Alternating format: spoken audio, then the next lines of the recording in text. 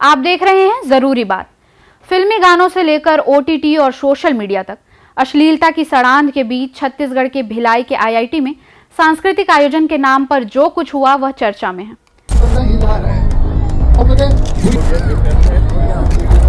कुछ नहीं यार, वो लोग अपना आर्ट फॉर्म प्रैक्टिस कर रहे हैं। देखो सामने में मेरी रिलेशन होगी, देख रहा हूँ 15-20 मिनट से माँ बहन की गालियों पे तालियां बजाए जा रहे हो। भाई मेरे को कैसे पता होगा इसका मतलब? There is a healthier way to motivate. असल में सब कुछ स्वीकार कर लेने और हर बुराई के पक्ष में कुतर्क गढ़ लेने वाले इस समय में भिलाई के इस कथित सांस्कृतिक आयोजन में भी वह सब कुछ परोसा जा रहा था। लेकिन छात्र, शिक्षक और घर परिवार के सदस्यों के बीच असहज करने वाले इस आयोजन में जब पानी सर से ऊपर गुजरने लगा तो शो को बीच में ही बंद करवाना पड़ा। आलम यह था कि प्रोफेसर्स को अपने कान बंद करने पड़े। अब आप सोचेंगे एजुकेशनल इंस्टीट्यूट में ऐसा भी क्या हो गया? दरअसल आईआईटी भिलाई में इन दिनों annual techno cultural fest Meraj 5.0 आयोजित किया जा रहा है। मेराज टेक्नो फेस्ट में बड़े सेलिब्रिटी शिरकत कर रहे हैं। इसी कड़ी में स्टैंड अप कॉमेडियन यश राठी पहुंचे। कॉमेडी के दौरान यश राठी ने पहले गालियों से बताया कि वे बस यही करेंगे। हदें पार तब हुई जब वे इंटरसेक्स पॉर्न महिलाओं के ब्रेस्ट पर बोलने लगे, जिससे ना सिर्फ मंच के लोग बल्कि प्रोफेसर्स, महिला स्टाफ की असहजता भी बढ़ने लगी। इसके बाद आयोजकों ने मंच पर जाकर कॉमेडियन यश राठी के कार्यक्रम को बीच में ही रोक दिया। आईआईटी प्रबंधन ने कॉमेडियन यश राठी के खिलाफ जेवरा सिरसा चौकी में शिकायत दर्ज करवाई। प्रबंधन का आरोप है कि फेस्ट से पहले आयोजकों की टीम ने कॉमेडियन से सहमति ली थी कि वे यहां किसी भी प्रकार की अश्लील कॉमेडी नहीं करेंगे, लेकिन उन्होंने ऐसा नहीं किया। इस मामले में जांच के लिए आईआईटी ने भी एक समिति का गठन किया है। जाहिर है आईआईटी प्रबंधन संभावित विवाद की आशंका में बचाव के वह सारे तौर तरीके अपना रहा है जिससे वे खुद को साफ घोषित कर सके। असल में छत्तीसगढ़ का औद्योगिक शहर भिलाई कश्मीर से कन्याकुमारी तक सांस्कृतिक पहचान और परंपरा को सजोने वाला शहर है। एक तरफ इस शहर में गांव का दिल धड़कता है तो दूसरी ओर शीर्ष आधुनिकता भी यहाँ रची बसी है। इस सांस्कृतिक इंद्रधनुष के बीच कई बार जब आप अश्लीलता के शीर्ष को आधुनिकता मान लेते हैं तो आप चूक जाते हैं। राजनीतिक और वैचारिक अश्लीलता के दौर में आईआईटी भिलाई के आयोजनकर्ताओं से भी यही चूक हुई। यश राठी जिस तरह की हास्य और व्यंग्य से परे अश्लील, फूहड़, बदमिजाजी वाली कथित कॉमेडी करते हैं, उससे उनके किसी भी शो के रील्स या क्लिप्स देखकर आसानी से जाना समझा जा सकता है।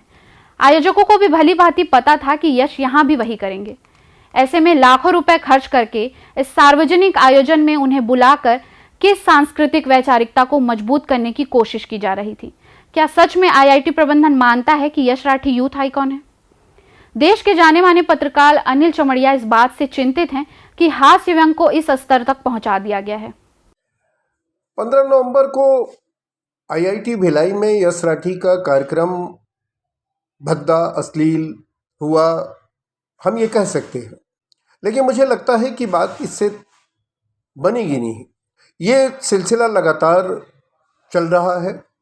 यश राठी जैसे लोग ये मानते हैं कि अश्लील सामग्री ही मनोरंजन का साधन हो सकता है।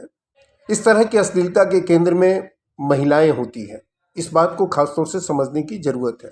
तो क्या हमारे समय में रचनात्मकता की जगह कम हो रही है? जैसे तनावपूर्ण माहौल में हम रह रहे हैं, उस तनावपूर्ण माहौल में एक रचनात्मक सामग्री तैयार हो, ये भरसक रोकने की कोशिश हो रही है और ये कोशिश चौतरफा हो रही है। शैक्षणिक संस्थान के केंद्र बने हुए हैं।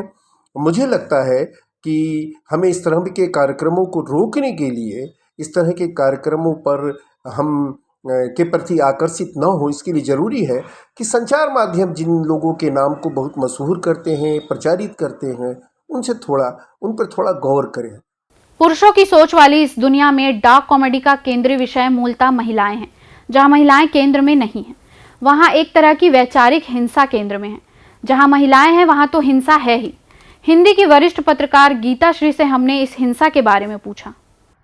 इन दिनों एक रील देख रही हूँ मैं लगातार, दो युवा, एक लड़की एक लड़का है और दोनों मिलके कॉमेडी करते हैं। उसमें बार बार एक बात देखती हूँ कि वो लड़की हमेशा कुछ ऐसा बोलती है, ऐसी हरकत करती है कि लड़का उसको चांटा मारता है। कभी रिश्ते में वो प्रेमी प्रेमिका है, कभी पति पत्नी है, यही दो रिश्ते उनके चलते हैं। ये जिस तरह का वायलेंस कॉमेडी, जिस वायलेंस से कॉमेडी निकलती है, ये क्या संदेश दे रहा है समाज को? आपको हंसा रहा है, लेकिन क्या आप दूसरों के टॉर्चर पे हंस सकते हैं? आप डोमेस्टिक वायलेंस पर हंस सकते हैं? अगर यही थप्पड़ लड़की उठा दे तो क्या आप हंस सकते हैं? क्या ये कॉमेडी है? तब तो आपकी आन पे बनाएगी। ये है हमारा स्त्री द्वेषी समाज, जो स्त्रियों को हमेशा हास्य का ऑब्जेक्ट मानता रहा है। क्या हर क्षेत्र में स्त्रियों का आगे बढ़ना, पुरुषों से कदम ताल करना और कई मोर्चों पर आगे निकल जाना भी इसका कोई कारण है?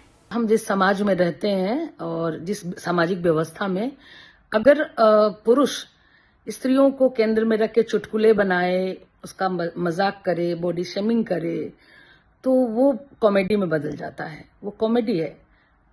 अगर स्त्रियां इसी तरह से इसको उल्टा करके करने लगी, पुरुषों को केंद्र में रख के, पतियों को केंद्र में रख के चुटकुले बनाने लगी या बॉडी शेमिंग करने लगी, उनका मजाक उड़ाने लगी, तो वो ट्रेजेडी में बदल जाएगा। ये आयरनी है हमारे समाज की। इसी से पता चलता है कि स्त्रियों की बॉडी को लेके, उनके सेंटिमेंट को लेके कैसे हमेशा मजाक के केंद्र में रखा गया। पहले चुटकुले और हास्य कविताएं स्त्रियों को और पत्नियों को केंद्र में रखकर लिखी गई, बनाई गई और लोगों ने उसको बहुत एंजॉय किया। शुरू से समाज में ट्रेंड रहा है। इधर आप देखिए, पिछले एक दशक से, जब से टीवी चैनल्स आए हैं और कॉमेडी शोज हिट हो रहे हैं, और अभी इस समय का सबसे हिट कॉमेडी शो भी अगर आप उठाकर देख लें तो उसमें पुरुष स्त्री बनकर आते हैं और फूहड़ हरकतें करते हैं, उनका मजाक उड़ाया जाता है, उनकी बॉडी शेमिंग की जाती है, और इसको स्त्रियां भी इंजॉय करती हैं, पुरुष भी इंजॉय करते हैं, और वो सुपर हिट है।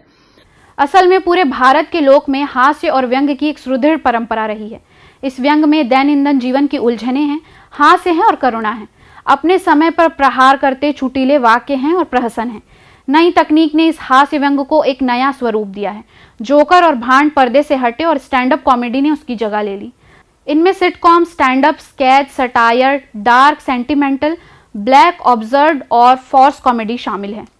जिसको जो हथियार मिला उसने कॉमेडी के नाम पर एक हथियार थाम लिया, लेकिन इस हथियार की शिकार स्त्रियां ही बनी हुई हैं। अगली बार किसी स्टैंड अप कॉमेडी को देखते सुनते हुए विचार करिएगा कि निशाने पर कौन है। जरूरी बात में फिर बात होगी। नमस्कार।